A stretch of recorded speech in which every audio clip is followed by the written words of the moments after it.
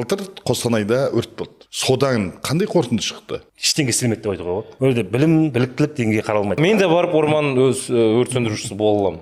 Иә, кез келген адам болады. Талап жоқ. Талап жоқ. Ең алғашқы қадамдарды солар жасау. Олар арнайы киім жоқ. Аяғына не, шлепка ма, футболка, шортимен жүреді. Жас мамандар 100 мыңға жетпейтін айлық алады. Күніне 24 сағат, аптасына 7 күн жауапкершілікпен жұмыс істейсің. Біз өртке дайынбыз, министр есеп береді кетеді, бір аптадан соң күлі қалмай 60 мың гектар жер жанып кетеді. Әрдайым бұдай көзбояушылық. Біз не жасауымыз керек, қоғам не жасауы керек, үкімет не жасауы керек.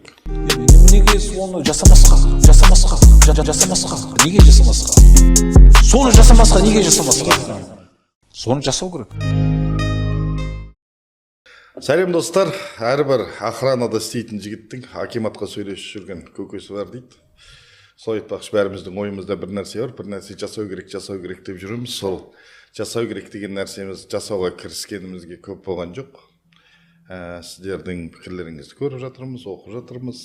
Жазыңыздар, біздің каналымызға жазылыңыздар, ана қоңырауды басып қойыңыздар. Жаңа видео салсақ келіп тұрады. Бүгін тағы да сол жасау керекті, не жасау керек, соны жасау керек деп жиналып отырмыз. Қонағымыз Ғани Назарбек 13 жыл бойы орманшы болып істеген, иә? Иә, 13 жыл. Білгір эколог болғанда да біздің министрліктегі сияқты анандай қызмет алған экологтар емес, кәдімгідей шынымен де табиғатпен жүріп, орманның ортасында қонып, бұғы қоямен әңгімелесіп, табиғаттың тілін білетін, және де біздің сарапшымыз, үлкен әріппен сарапшы, Кез келген тақырыптағы сарапшы, болашақ депутат Жігер Әзбергенов. Бізде қазір кез келген тақырыпқа пікір айтсаң депутат болып кетесің ғой. Солай ма? Сонымен ал, Ғани, Астанадан көп жағалап жүрсің соңғы кезде. Орман не болып жатыр, орман? Енді орман шаруашылығында кішкене болсын бір өзгерістер басталды. Ал өзгерістер бастағанда міне бүйтейік. Былтыр қазіргі өзгеріс туралы айтпайық. Былтыр Қостанайда өрт болды. Енді сұмдық алапат өрт болды, бүкіл халық болып жылу жинап көмектесіп. Содан қандай қорытынды шықты? Семейдің өртіне дейінгі аралықта не істелінді? Ол кезде ештеңе істелмеді деп айтуға болады. Сол орталықта. Оған дейін жаңа белсенділер мәселелерді көтерді, айтты. Бірнеше депутат сауал жолдады премьерге сол кезеңдерде. Бірақ ешқандай бір заң, ешқандай бір нормативті өзгерістер қолға алынған жоқ. Мына Семейдің өртінен кейін ғана бір нақты қадамдар. Сонда ана Қостанайдың өртінен кейін бұрынғы сияқтарға келеді, тексереді, молодец, бәрі күшті деп шығарып салады, иә? Солай болды, өйткені Семейдің өртіне дейін ешқандай да бір өзгеріс болған жоқ. Сабақ болмады ғой сонда. Семейге министр барғанын көрдің ғой, өрттің алдында. Иә. Сол кезде не деп айтты, қарашы. Семейдің алдында біздің экология министрлігі өртке барады, Семейге барады, ол кезде өрттің иісі жоқ. Семей орман резерватын тексереді, барлығы, ой, бізде керемет дейді, біз өртке дайынбыз, министр есеп береді кетеді, бір аптадан соң күлі қалмай 60 мың гектар жер жанып кетеді. Бұл сол үшін енді бұл жерде ең басты нәрсе, енді орман дейміз, бұл жерде ғана жаңағы 14 адамның өмірі. Өрт болған кезде регламент бойынша орманшылар, егер дейміз, орманшы дейміз, қорықшы дейміз, бару керек пе сол жерге, өшіру керек пе, не істеу керек? Бүйтіп соны анықтап алайықшы, кім орманды күзетеді, кім өрт сөндіреді тағысында. Енді ол жерде Семей орман резерватта мемлекеттік инспектор деген болады. Енді ол мемлекеттік инспектор негізі сол жерде тұрады көпшілігі. Сол жерде өзінің кордоны болады, немесе соған өзінің мынау қорғау аумағына берілген аймақта жақын елді мекенде орналасады. Солай алынады негізі жұмысқа. Одан кейін сол жерде мерзімді болмаса жаңағы тұрақты түрдегі орман өрт сөндірушісі болады. Соның қасына бекітіліп беретін. Ол маман арнайы. Ол енді арнайы маман емес, бірақ өрт сөндіруші. Былай айтқанда қара жұмысшы деп айтуға да болады. Кейде олар әртүрлі жұмыспен айналысады, мусор жинаумен, басқа нәрселермен. Бірақ ол сонда өзінің біліктілігін қалайда бір шыңдай ма? Жоқ, орман өрт сөндірушілері ешқандай біліктілік шыңдамайды. Олар шын айтқанда осы күнге дейін бір 50 мың теңге көлемінде жалақы алып келді. 50 мың теңге ойлаңыздар. Мысалы, мен де барып орман өрт сөндірушісі бола аламын. Иә, кез келген адам болады. Талап жоқ. Талап жоқ. Ол жерде білім, біліктілік деңгейі қаралмайды, сұралмайды. Ал қалай ол арнайы первоначальный бірдеңке өтпей ма бүйткен әрге? Енді бізде жалпы жылда өңірлерде бір мынау төтенше жағдайлар мен орман шаруашылық қызметкерлерінің арасында бір оқу өрт маусымы дайындық жаттығу өтеді.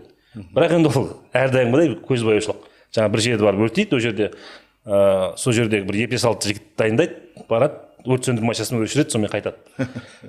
Бірақ бұл жерде негізгі орман өртін сөндіретін мамандар арнайы дайындықтан өтпейді. Одан кейін олар арнайы маман да емес тіптен ше. Арнайы ең жаман жер, арнайы киім жоқ. Ешқандай киім жоқ. Қарапайым аяғына не, шлепка ма, футболка, шортимен жүреді. Сонда ол бірақ жерде бірінші сол орман өрт сөндіруші барады ғой ошаққа, бірінші негізі инспектормен бірге. Инспектормен бірге. Бірақ сол жерде ол барлығын бағалай білу керек қой, желдің жылдамдығы деген сияқты. Қандай қимыл, іс-қимыл, алдыңғы ең алғашқы қадамдарды солар жасау. Олар орман мемлекеттік инспекторы бар. Ол енді өзінің орманшысы болады, бір орманшылық болады. Орманшылықтан кейін филиалдан кейін жаңа жалпы мекеме. Ол орманшыға немесе орманшы көмекшісіне міндетті түрде хабарлама беру керек. Өрттің қай нүктеде шыққандығын, және ауқымы қандай, қалай күшейіп бара жатқандығы. Егер кіші өртте ол міндетті түрде енді өзі кірісу керек ол жерге, өшіруге. Ал енді бірден үлкен өрт болатын жағдайда онда ол бір адам, екі адам ештеңе жасай алмайды, ешқандай.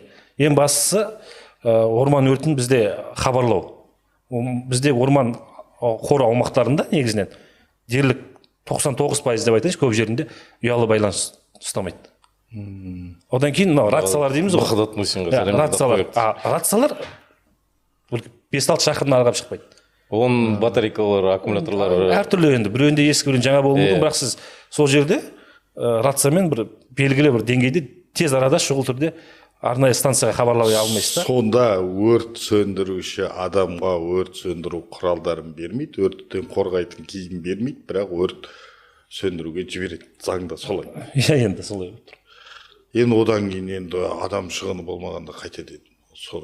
Демек, бұл трагедияның түбіндегі біз кінәлісіз десек, бұл жаңағы сондай нормативті қабылдаған, заңды қабылдаған адамдар тұрады ғой.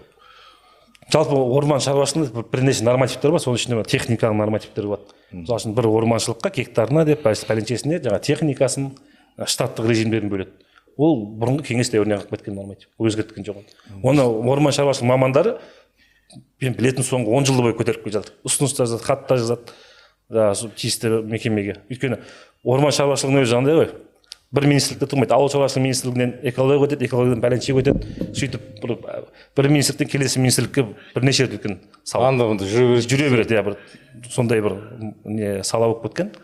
Одан кейін нормативтер сонда ескі кезіндегі совет одағындағы норматив, сол кездегі техникалық талаптар. Техникада сондай, техникалық жағдайға көшті. Техниканың өзі сондай ескі техникалар. Техникалар біріншіден жетпейді, одан кейін ескі. Одан кейін уақытында жаңағы жөндеу жұмыстары дейді ғой, кейде сонда жетпей жатады. Енді орманшыларға көп жүреміз, әртүрлі орманшылықтарда барсаң енді ескі құсқы көлік. Сіз қызмет еткен жерде қалай болды? Бізде мынандай да, енді қарасаңыз, мен соңғы Сырдария Түркістан деген өңірлік табиғи паркте қызмет жасадым 5 жыл. Ол өңірлік жаңағы облысқа бағынысты орман шаруашылықтарында техникалық, материалдық база кішкене республикалық ерекше болатын аумақтарға комитетке, министрлікке тікелей қарайтыннан қарағанда жақсырақ. Жергілікті жақсырақ. Өйткені ол жерде бюджетті алу, жаңа әкімшілікпен бір байланысқа түсіп барып қорғау немесе қасыңда ғой. Қасында үнемделген қаржыдан бірнеше жасау оңайырақ та. Мұнда министрліктен сен шалғайда, мәселен Қатын-Қарағайда отырып немесе Бөкей Орда деген жер бар батыс қазақстанда. Ол жердің шетінден сен Астанаға келіп бюджетті қорғау деген нәрсен тағы да бір нелер. Өйткені ол көрмейді. Ал сенің қасындағы сол облыстың орталығында отырған басшыларға ол сенің күнделікті жағыңда көреді, жағдайыңды біледі. Сонда мүмкін сол жаңағы резерват, қорықтарды министрлікке қарайтын облыстық әкімдіктерге беру керек шығар. Әлде әкімдіктерге берсек, оның басқа бір қаупі бар ма? Біз білеміз ғой, мысалға Іле Алатау паркіндегі медеуге шығатын жердегілердің барлығы коттедждерге сатылып кеткенін, ол парктың ішіндегі, қорықтың ішіндегі қорғалуға тиіс судың жағасы сатылып кететінін, жеке қолға өтіп кететінін біз білеміз де, мүмкін сол қауіппен министрлікке ұстап отырған шығар. Ол жағы дұрыс негізі. Біз ол жағда бар. Өйткені жергілікті жағдайда әртүрлі нәрсе жасауы мүмкін да. Бірақ енді бір нәрсе бар, ерекше болатын табиғи аумақтардың жерін статус жаңа пайдалану статусын өзгерту өте қиын. Оны тек әскери мақсатта өзгертуге болады. Алып қоюға жет. Болмаса күрделі су нысандарын салу мақсатында ғана алуға болады. Жаңа су қоймаларын ғана. Басқа нысанда ол ерекше қорғалатын аумақты ала алмайды ешкім. ол тек үкіметтің қаулысымен алынады да. Егер ол республика министрліктің қарамағында республикалық нысан болса. Ал егер облыстық нысан болса, Облыстың нысанда енді ол бөлді мәслихат шеше алады ғой. мәслихат шеше алады. Мәслихат енді ол өзіміздің күнделікті көріп жүрген адамдар дейсің ғой. Жақсы түсінікті. Енді министрлікке мен бір ой келіп тұрды. Министрліктен қарап отырған кезде, мысалға министрлік біз орман шаруашылығына 2000 көлік алып бердік дейді. 2000 көлік деген көп мысалға. Мен енді 2000 деген ойдан шығарып айтып отырмын қазір. 2000 деген былай қарап отырсаң көп сияқты, бірақ ол қаншама орман шаруашылығына бөлгенде бір-бірден ғана тиеді. Мысалға сондай 120 мың гектар орманы бар Семейге 2-ақ көлік тиюі мүмкін да. Ол 120, оның біреуін директор мініп алады, сонда біреуі орманшыларға қалса қалады, қалмаса жаңа тағы бірдеңке старший инспектор деген біреу мініп жүреді да, ана орманшы таз қалпында қала береді. Бірақ есепте 2000 көлік деген өте күшті есеп, өте күшті естіледі. Әбекен соны сол жергілікті деңгейге түсіру керек деп жатқаным сол да. Жергілікті деңгейде ол 2-ақ көлікке есептеледі, көлігің не болады деп тағы да көбейтуге мүмкіндік, жағдай жақсырақ болады деген әңгіме. Енді әкімшілікке бюджет жағынан қараған дұрыс болады негізі. Бірақ мынандай нәрсе бар да, бізде патрульдік көліктер деген бар. Тауда, құм, бізде дала болмақ қой негізі ұзақ жерде. Мәселен бір облыс орталығынан сен отқан басым мекемеден жаңа рейд жасау үшін кейде 700-800 шақырымға дейін баруға тура келеді. Бірақ бізде қарасаңыз сондай ұзақ жерлерде жүруге Нива беріледі. Бізде ондай заң бар ғой. Орман шаруашылығының жаңағыдай қызметтік патрульдік көліктері отандық көлік болу керек. Ол Нива немесе УАЗик. Қазір бұрын Нива УАЗик беретін жақсы мәлі. Қазір жак деген машина беріп жатыр. Құмда жүре ме, тауда жүре алмайды. Тек қаланың ішінде жаңа сіз айтпақшы басшылардың арасында жүреді да. Оны сізде бірақ ол баланста бәленбай көлік бар. Баланста тұр. Ал сіз енді ойлаңыз, жаңа Нивамен мынау сұғанақтарды, браконьерлерді, соңғы үлгідегі жасақталған джиптермен жүрген қуып жетіп көріңіз. Былай айтқанда саған сұқса соған көрсетіп кетіп қалады терезеден. Мен ана Атырауда болған кезде, сол Атыраудың сағасы бар ғой, Каспийге құятын. Сол жерде барып қорықшылармен сөйлестік. Олардың сол браконьерлері қызылбалық икрасын салуға тұщы суға келеді екен, сол Атыраудың сағасына. Сол уылдырған шашуға келген балықтарды олар аулайды, браконьерлік жасайды. Балықтың басы көбеймейді деп аңдыған кезде дейді, оларда бізде дейді ана отандық деген отандық мотор тұрады дейді қайықта біреу. Олар ана Жапонның Ямаха дейтін моторының үшеуін орнатқан кезде дейді, біз көзінің үстінде қалқаламыз дейді. Ал ұстамасаң сен ұстамады дейді, аңдамасаң аңдамады дейді. Бірақ норматив тағы сондай. Мына жерде сондай болып отыр ғой. Енді оған қайтып келеміз. Енді үшінші мәселе мамандардың несі қандай? Біліктілігі, квалификация специалистов. Былай шет өңірлерде деп айтайықшы, өте төмен. Орталықтарда, облыс орталықтарында мекемесі кішкене бар енді. Бірақ нағыз орманшы мамандары, аңшылық шаруашылығын бітірген мамандар, балық шаруашылығын бітірген мамандар орман шаруашылығында 2000 студент бітірсе жылына, соның 3-4 ғана баратын шығар. Өйткені жалақы, жұмыс өте. Жалақы қанша мысалға институт бітіріп, дипломмен барған баланың жалақысы? Мәселен былтыр жұмыстан шықтым. Былтыр мен желтоқсан айында жұмыстан шықтым. Сол кезде 128 мың алдым. 12 жылдық стаж, 13 жылдық стажбен. Қандай мамандық болды? Қандай бөлім басшысы 128 мың айлық алады? Тәжірибемен. Ал жас мамандар 100 мыңға жетпейтін айлық алады. Ал жауапкершілік енді ол мамандарда. Ал жаңа біз айтып отқан орманшыларда жауапкершілік күніне 24 сағат, аптасына 7 күн жауапкершілікпен жұмыс істейсің. Өрт болса да, сұғанақтық болса, біреу қоқыс тастап кетсе де, сен өзің белгіленген жаңа 1000 гектардан бастап, болмаса жаңа 5000 құмды аумақтарда кейде 50-60 мың гектарға дейін созылады аумақтың үлкендігі. Сол аумаққа сен басыңмен жауап бересің жұмысын. Сол үшін сен 100 мыңға жетпейтін айлық аласың. Сол үшін саған 100 мыңға жетпейтін айлық. Саған көлігің жоқ, тіптен жанар-жағармайыңды бермейді. Осына президент айтқаннан кейін, Семейдің өртінен кейін айлықтарын көтереміз деген әңгіме болды. Айлық тур кеше сөйлестім біраз біздің ерекше қорғалатын аумақтардың өзіміздің әріптестерімен. бір 30%-дай алған мекеме. Осы соңғы бірінші шілдеден бастап То қосылу керек. есть бөлім басшысы бұрын 128-130 мың алып жүрген бөлім басшысы қазір 30%, 160 мың. 160 мың алады. Жоқ, 30% мекемеге алған. Қалғандар тіпті вообще алмаған әлі. Сол Жалпы мекеме 30% ғана алған. Иә, бұрынғы айлықпен отыр. Қалғандар осы бірінші шілдеде бір азын-аулақ мекемеге қаржы бөлінді. Қанша қосылған ол қосылғанда? 100% дейді, 2 есе. Бірақ 2 есе дегенде мәселе былай ғой. Айлығы 100 мың болса, орташа айлық. Базалық оклад өрде 60 мың. Сол 60 мың дейік. Мысалы үшін бір жерлерде ол ауыл шаруашылығына жаңағы зиянды жұмыста істеген үшін деген бір үстемақылар. 15-20% үстемақылары бар. Ол алынбайды да. Яғни 60 мың қосылғанда 100 мыңға жаңа 60 мың, 160 мың болып тұр айлықтар. 200 мың деп ойлайды енді көп адам. 100 мыңнан 200 мыңға көтерілген шығар деп. Бірақ ол 160 мыңға көтерілді. Енді қарай қал енді. Айлығы сондай. Өзі біліктілігі тексерілмеген. Көлік құрал жабдықтардың жағдайы анау маманнан біз не күтеміз? Не істеу керек соны? Біз енді былай айтқанда өлместің күнін кешіп жүр ғой орман шаруашылығы саласы жалпы. Өлместің күнін кешіп жүр. Амалдап бір былай түсіндірсек болады жалпы жағдайда. Бізде қазір біздің орман шаруашылығының мынау орман болсын, аң құстардың жүйесі болсын, жалпы ғылыми зерттеу нәрселердің бәрі өте бір төмен деңгейде. Жағдайды жалпы абсолютно білмейміз. Ғылыми зерттеу туралы қараңыз. Ғылыми зерттеу бізде 38 институт бар, ғылыми зерттеу институты. Ауыл шаруашылығына байланысты, соның ішінде ауыл шаруашылық дәнді анау культурасы дейміз ғой енді. Анау тары, анау-мынауды алып тастағанның өзінде 8-і таза ботаникалықпен айналысады. Мына даланың шөбі, басқасы, шөлейт жерін егу керек, басқа деген. Олардан бір келемент сол орман шаруашылығына жалпы сол қорықтарға, парктерге бүйтіп мына шөпті былай қорғау керек, мынаны былай өсіру керек, мынаны көбейту керек деген бір ғылыми зерттеу. Бізде енді ғылым зерттеу деген нәрсеге ғылыми нұсқаулық. Өйткені қалай біз мына жерде бір айтпақшы ғылыми жағдайды біз білу үшін бірінші орман шаруашылығының жағдайды тұрақтыра тұру үшін бірінші біз дәл қазір қандай жағдайда тұрғанымызды білуіміз керек. Өйткені орман, жалпы орман болсын, өсімдік болсын, қазір табиғи түлеу деген дүние бар. Естественное возобновление дейді, жаңағы ұрықтан немесе тамырдан ағаштардың өздігінен көбею. Ол процесс бізде тоқтап жатыр.